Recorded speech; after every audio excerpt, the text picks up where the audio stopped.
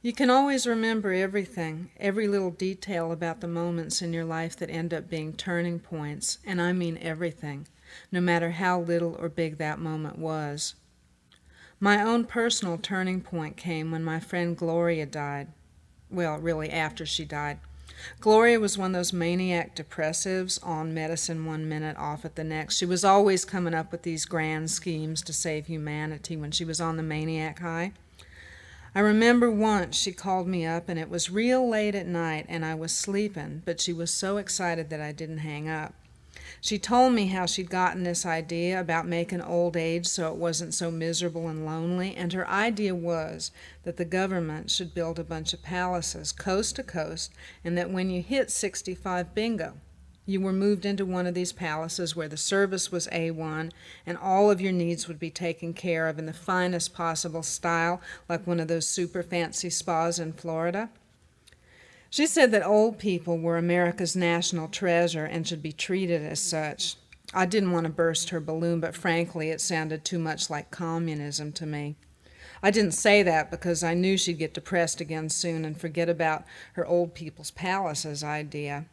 Well, anyway, old Gloria finally got the blues in a real big way and stuck her head in the oven and turned on the gas.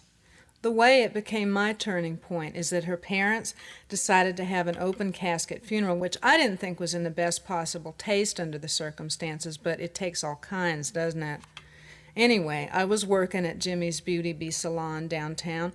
I've always had a talent for hair and makeup and such. It's always been in the back of my mind that someday I would go to Hollywood and maybe do makeup on one of the soap operas or something.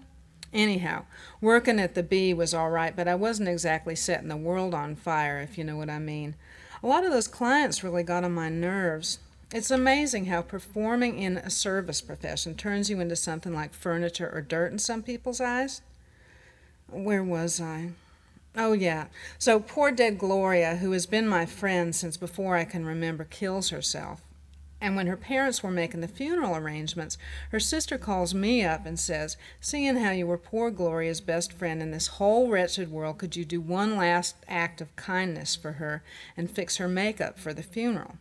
Well, you could have knocked me over with a feather. I didn't really want to do it.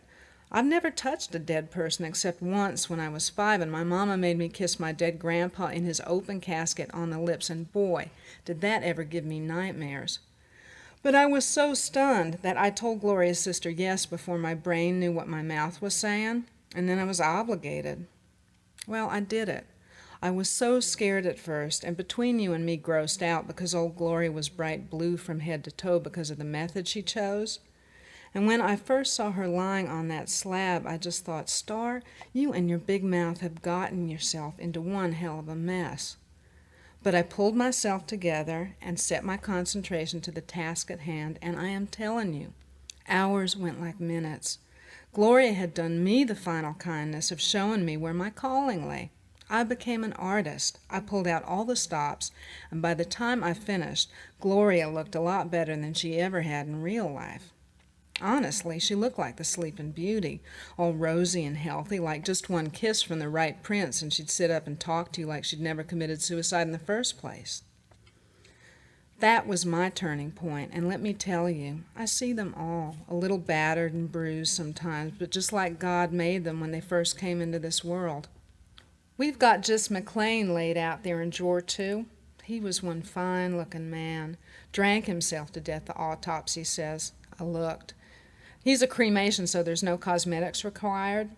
It's just as well. Today I've got to fix up Johnny Mangles for his viewing. I went to school with him all my life. We used to tease him.